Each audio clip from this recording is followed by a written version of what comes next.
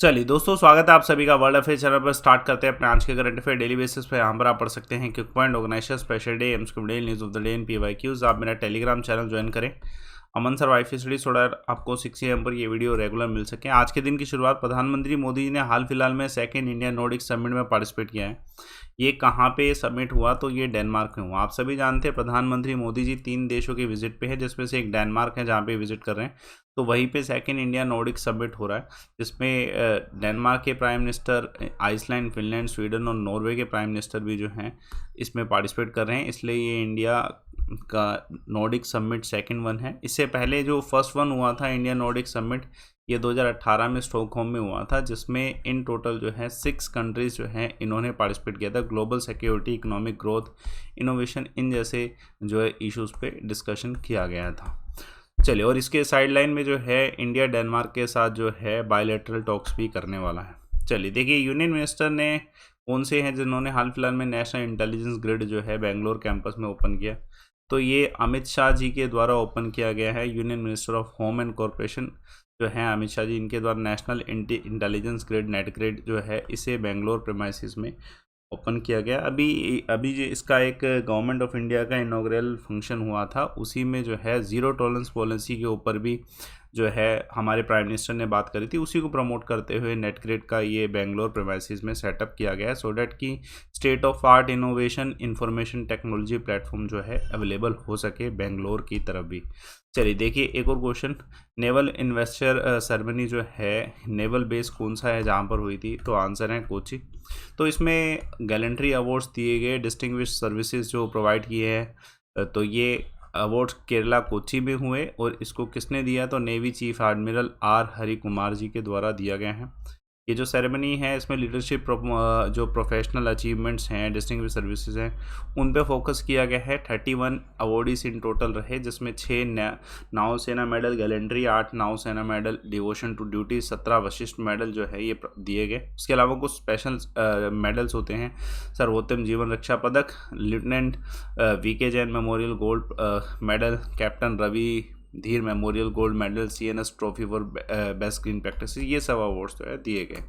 चलिए देखिए, इंडिया का जो टोटल कोल प्रोडक्शन है वो कितना हुआ है इन अप्रैल? तो आंसर है 661.54 लाख टन है। बहुत ज़्यादा डाटा है, इसमें आपको सिर्फ स्पेसिफिक डाटा याद करना है कि पहला तो जो कोल इंडिया लिमिटेड है, प्रोडक्शन जो है इसका 4.4% ज़्यादा गया है, फ्रॉम दिस टू 6 to 20। ये एक एग्जैक्ट डाटा है जिसके ऊपर आपको फोकस करना है। पहला तो ये है।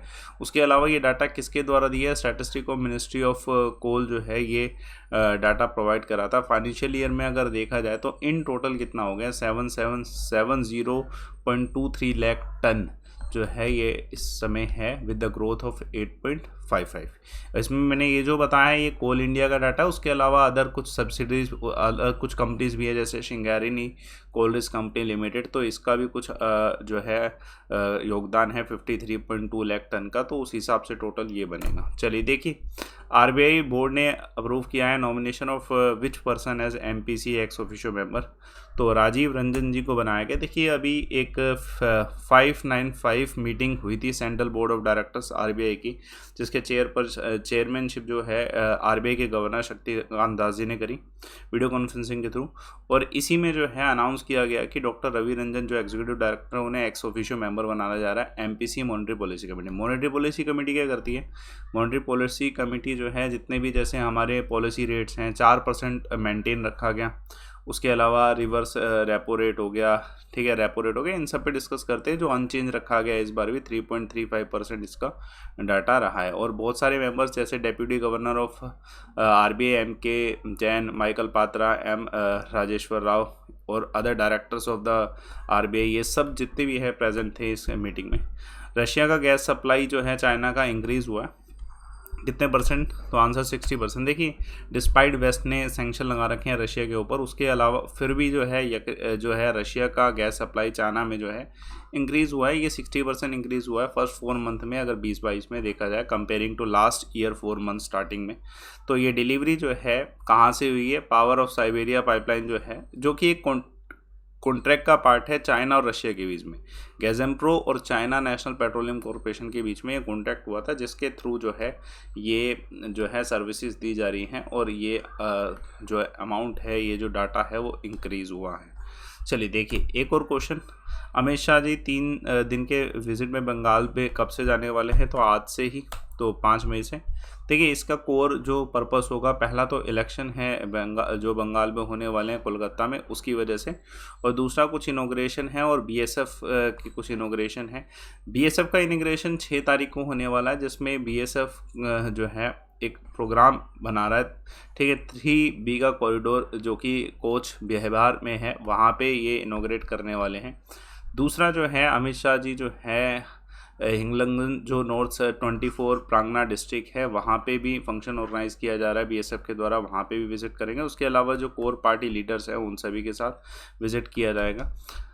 चलिए एक और क्वेश्चन देखिएगा। रिसेंटली कौन सी कंट्री ने एयरक्राफ्ट कैरियर 8 वॉरशिप जो है भेजी है जापान सी के नियर बाय? तो ये चाइना के द्वारा भेजी गई। इसमें आंसर इसका चाइना लगाइएगा कि चाइना ने अपनी शक्ति प्रदर्शन को करते हुए, ठीक है, 8 चाइनीज़ वॉरशिप जो है, जो कि पीपल लिबरेशन आर्मी नेवी की है, उसे, ठीक है, साउथ सदर्न जापान जो सी है, ठीक है, वहाँ से गो थ्रू करवाया है। और ये एक तरीके से पोटेंशियल मिलिट्री कन्फ्लिक्ट्स भी बन सकता है, लेकिन बना नहीं है, ठीक है, क्योंकि जापान के मैरीटाइम सेल्फ डिफेंस फोर्स जो है, इन्होंने सिर्फ अपना एक लुजुमो हेलीकॉप्टर कैरियर और P1 मैरीटाइम पेट्रोल एयरक्राफ्ट जो है उसको उसे नियर बाय चलाया, सो डैट कि ऑब्जर्व कर सके कि चाइना कहाँ पे क्या मूवमेंट कर रहा है।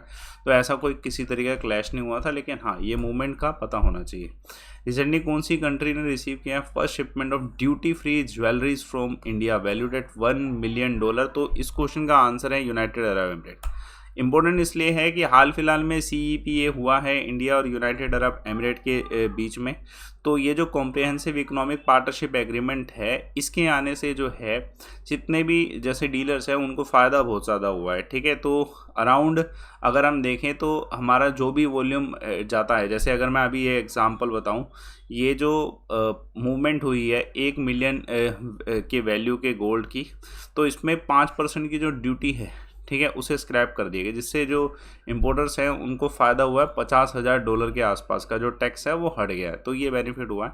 इसको स्पेशली इंडिया के जो एम्बेसडर हैं UAE में, उन्होंने स्पेशली हैंड ओवर किया है, ठीक है, जो कंपनीज हैं, सो डैट कि ये जेस्चर दिखाई दे कि हम ड्यूटी फ्री सर्विसेज भी दे रहे हैं। चलिए रिसेंटली कौन सी कंट्री ने कहा है कि यूनाइटेड नेशन में वोट होना चाहिए, नॉर्थ कोरिया के ऊपर सैंक्शन लगने चाहिए? तो ये USA ने कहा है, लेकिन इसके ऊपर काउंटर किया गया है चाइना और रशिया के द्वारा, ठीक है। USA के जो यूनाइटेड नेशन सिक्योरिटी काउंसिल में है स्टेटमेंट दी गई है कि जो north Korea ballistic missile launch जो ले रहा है, ट्रायल ले रहा है, इस सभी को रोकने की ज़रूरत है। तो USA के एम्बेसडर यूनाइटेड नेशन में लिंडा थॉमस जो हैं, इनके द्वारा जो है ये डिमांड की गई है। और उसके अलावा रशिया और चाइना ने, ठीक है, अपोज किया है इस पूरे मूवमेंट का, ठीक है, क्योंकि डेफिनेटली जब यूनाइटेड नेशन में डिस्कशन होता है तो पहली बात तो 9 येस वोट होने चाहिए, और दूसरा जो है विटो पावर्स कंट्री जो है उनका नो नहीं होना चाहिए, विदाउट विटो होना चाहिए। रशिया और चाइना इसमें विटो कर सकते हैं। तो लेट्स सी कि क्या है इसमें। क्विक पॉइंट देखिए, हाल फिलहाल में कौन सी कंट्री है जिसकी स्पेस एजेंसी ने एक स्पेशल टाइप की ब्रिक बनाई है जो कि मार्स और मून में घर बनाने के काम आएगी? तो इंडिया ने। हाल फिलहाल में इंडिया को कितना 10 बिलियन यूरोस का अमाउंट मिलने वाला है 2030 तक के बीच में। जर्मनी के साथ ये टाई अप हुए हैं, अभी आपको पता ही है, ठीक है। ग्लोबल सिक्योरिटी इनिशिएटिव किसने अनाउंस किया है? तो चाइना ने। देखिए कल एक सवाल पूछा गया था कि प्रेसिडेंट को शपथ कौन दिलाता है, तो अंकिता राणा का बिल्कुल सही answer, chief justice of India. आज का सवाल देखिए, कौन सा कंट्री का नेशनल फ्लैग जिसमें ड्रैगन बना हुआ है? तो आंसर कमेंट बॉक्स पे बताइएगा। ये टेलीग्राम चैनल ज्वाइन करें, अमन सर वाईफाई स्टडी, थोड़ा आपको 6 AM पे ये वीडियो मिल सके। रिपोर्ट एंड विन का ऑप्शन यूटिलाइज करें। देखिए नए बैचेस आ रहे हैं, मैं उम्मीद करता हूं कि जैसे ये 4 मई का एक बैच गया अभी, और अभी आने वाले और बैचेस में आपको सब्सक्रिप्शन लेने पे बेनिफिट हो, और आप इसको लेने के लिए एक कोड यूज़ कर सकते हैं, लाइव अमन। डिस्काउंट्स ज़रूरी होते हैं, तो किसी भी एग्जाम में डिस्काउंट्स लेने के लिए लाइव अमन यूज़ करिए। इसी में आपको सभी टीचर, सारे सब्जेक्ट, सब कुछ अवेलेबल होगा अनअकैडमी में। बस प्रोसीड टू पे से पहले इस लाइव अमन कोड को लगाइएगा, डिस्काउंट आपको अवेलेबल हो जाएंगे। सेशन को आप लाइक करिए, शेयर करिए, चैनल को सब्सक्राइब करिए। Thanks a lot for watching.